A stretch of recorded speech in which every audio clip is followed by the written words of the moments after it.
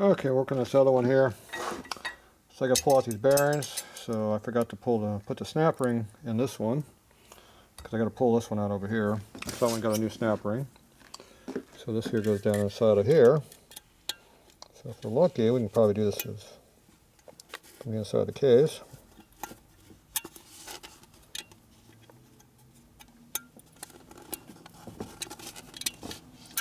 And with one hand.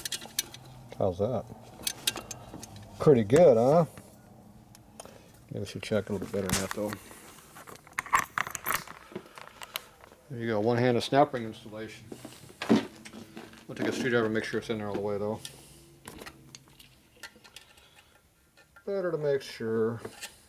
Okay, it slid around in a circle, so that means it's in there all the way. Yep, it's in there.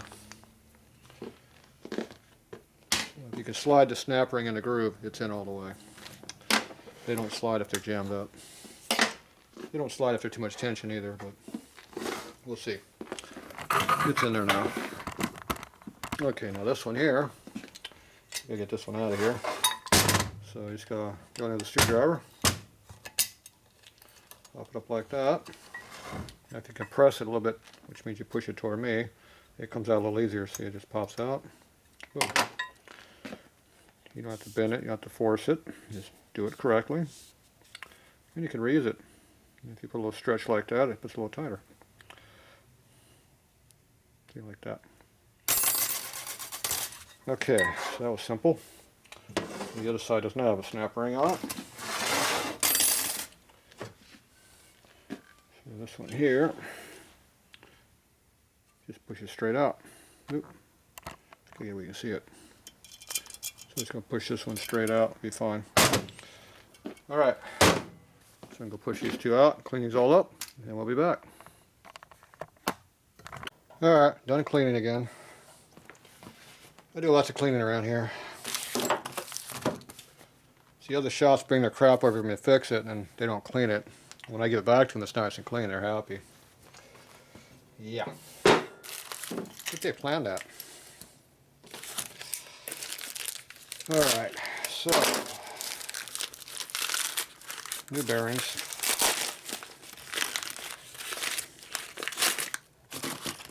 These are the black ones, not the silver ones.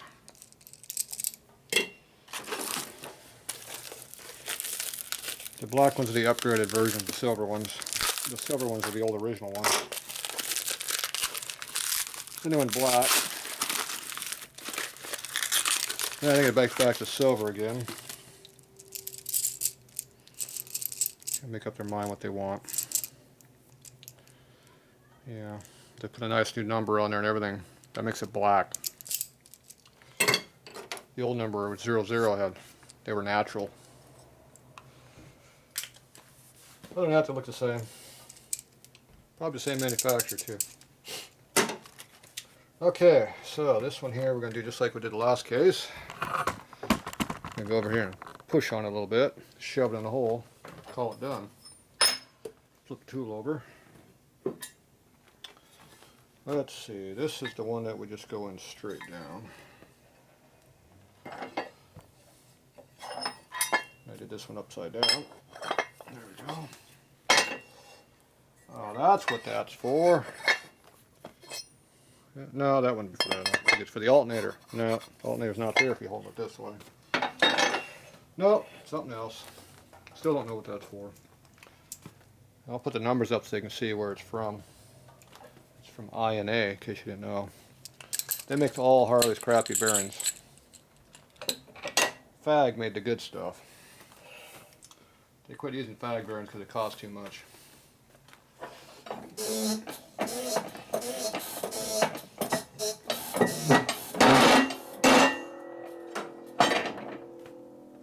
When you push these bearings in, don't screw around and stop. Get after and get it done because they like to stick in there and gall up. Have issues. You can hear it was starting to go pop, pop, pop, pop. It was getting pissed off. So if you get in there before it gets pissed off too bad, it goes in and doesn't hurt anything.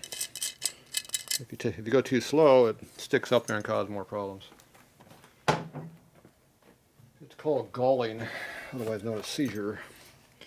Okay, so This case has the same sharp edge, except it's even sharper than the last one. Well, my new custom Jim's tool that I made still fits there nice and purty like it's supposed to. That's because I modified it. Otherwise known as Tatroized it again. Alright, knock all the paper crap out of there. Alright, so next one goes in.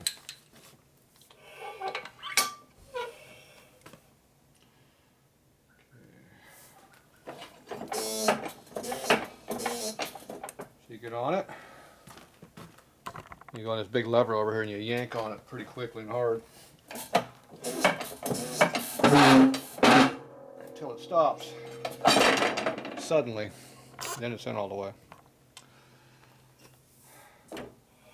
I didn't look at the poundage, but it was, I think it was higher than 5. Probably 6. Okay. Alright, so now that one's in there. And it should be about the right depth from the inside edge, which it is. So you're about an 1/8 inch in, roughly, give or take. Doesn't really matter. As long as it's inside the hole, it's good. Doesn't really matter because the race is that thick and the bearing's only that wide. So there you go. Doesn't really make a big difference. Alright, so now we get to over here. Check our flywheel fit. Those nice bitchin' clean flywheels. Got somebody spent the last 20 minutes cleaning this stuff. Actually, I spent almost a half hour cleaning all this crap.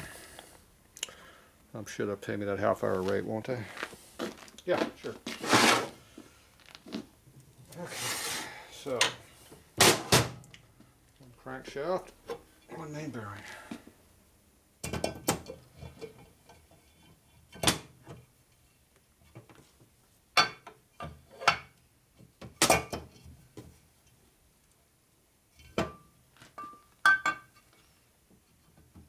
Ooh, nice and loose. I like that. That's a nice precision fit there. That's how I like them. Pull up a little bit and check your clearance. Look how loose that is. Ooh, that's good. That's a lot better than that stupid ass. What color are we going to call that? Magenta, rose, or do we just call it stupid pink? Hot pink. That's what we call that. Okay, so this one looks good. Just the rod's banging around. That's good for them. Okay, so this case fits really nice. I gotta find the other case. I think it's down there somewhere. Someone left it over there, didn't they?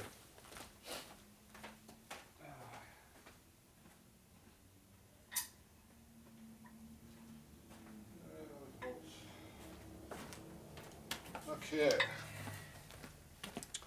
Now this one, we gotta put that snap ring in there. So don't forget the snap ring. It resembles this one right here. So just put that in there. Get the tang in there a little bit. Push it in with your finger as you go around. Just put light pressure here toward the inside. It'll go in. You just push with your thumb, it pops. And you take your little snap ring tool here. See if it'll slide. This one don't want to slide. There, it slides slightly. See how it's sliding? That means it's in all the way. You can also check and go like that, make sure it's in, but if you can slide it, it's in all the way. Okay, now we check to see how it fits on this. We got this big heavy ass piece of metal over here.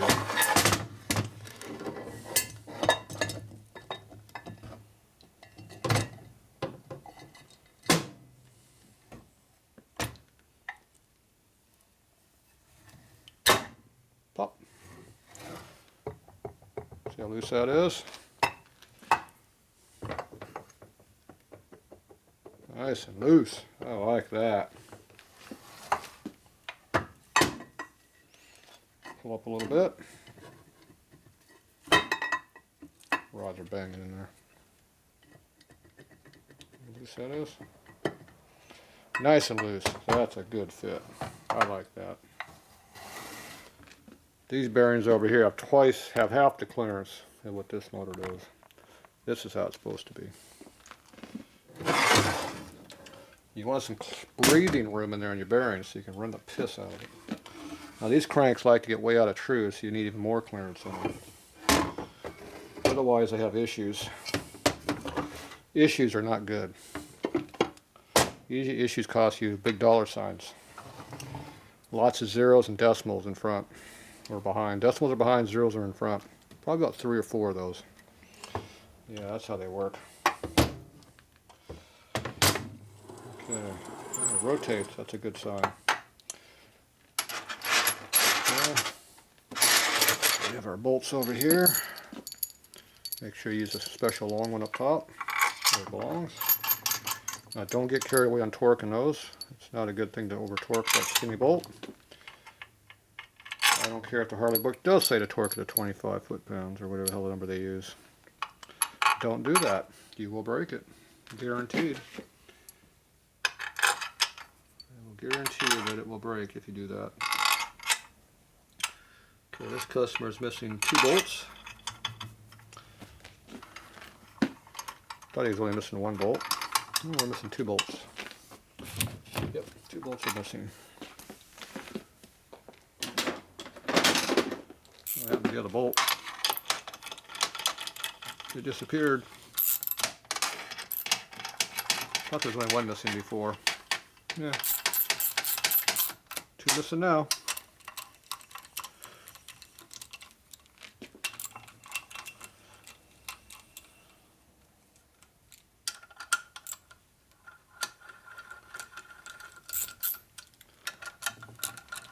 Now we're not finished here, this is just mock-up.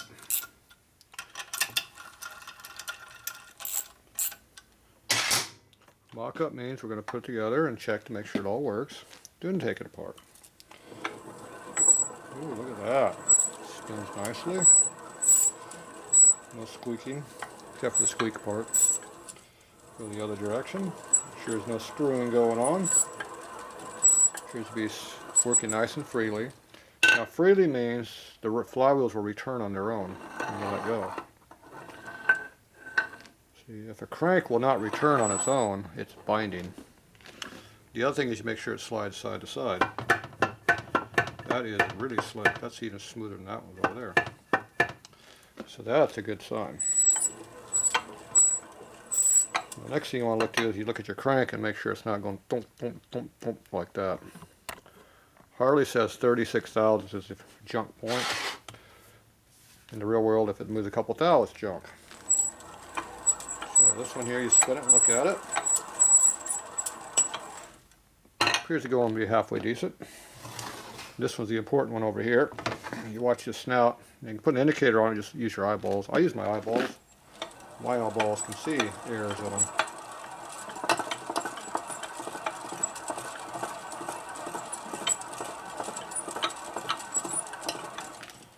Looks like there's a little bit in there. Probably within spec for a twin cam. Now the crankshaft is actually junk because there's no, the oil grooves are, these are nice and groovy. They're not supposed to be groovy. It's supposed to be nice and flat, smooth. This is not flat and smooth. This is called junk. The problem with the twin cam crank is junk cranks are not repairable. So you send them out and have them all welded up and fixed. They're still junk. You got no oil pressure. You wonder why you got no oil pressure on twin cam? It's because this shaft is junk right here and so is the bushing. It bleeds all the oil pressure off, goes in the crank, picks up by the oil pump, goes back to your tank instead of going to your motor where it belongs. That'd be like in this part. So, yeah, those suck. Alright, we're good to go. Now, these here rods should be able to slide up and down nice and freely. And then very important, they got to be able to go side to side. Should be nice and smooth. So the rods are sliding side to side a little bit. And also this one here needs to slide side to side. Now side to side is not doing this. Slide to side is sliding at the bearing. See how it goes sliding? See, slide, slide, slide. Shake, shake, shake. So, When you can slide your rod side to side, that means the big end is still round enough that it is not tight, which means your crank is still good. Now, if you have a crank like the one over here on the floor over here, it is not good. Even though it looks just like that piece of crap crank over there, where it's got the grooviness going on here. Not quite as deep as that one, but it's pretty deep. It's probably about the same right there. He has lots of issues with his powertrain. So, rod's nice and free, see, it goes like that. Very, very little free play side to side here in the rod, or wobble. Has a little bit, but not much. And this one over here is nice and free. And it's got a little bit of side to side that way. But when you go to move it side to side like this, see this one will move. This one here was not moving.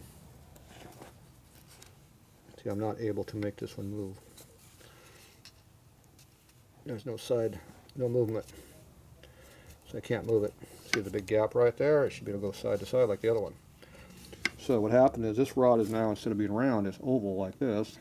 You have to pinch the rollers. When you pinch the rollers, they'll still rotate, but they are tight, and they will, the crank pin or the rod, or both, will start to flake. Usually it's the rod first. Rods are induction hardened, that's why they're all blue here. They don't have a heat-treated race in them like old parts do. So this crank is junk. Still usable at this point, but at some point it's going to be junk, which is in too distant future it will be junk.